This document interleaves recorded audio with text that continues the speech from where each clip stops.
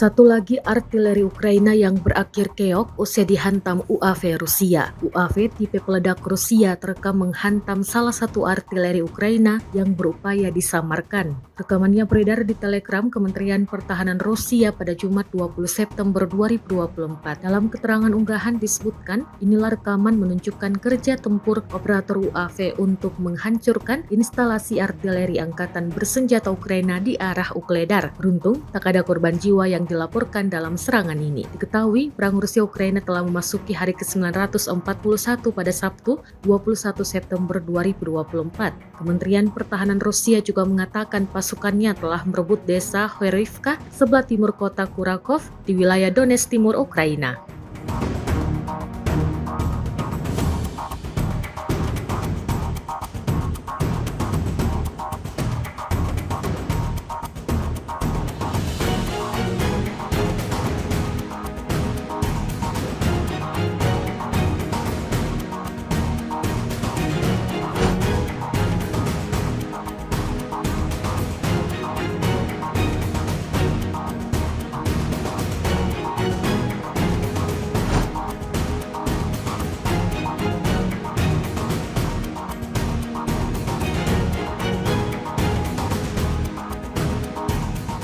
Download Tribun X sekarang, menghadirkan lokal menjadi Indonesia.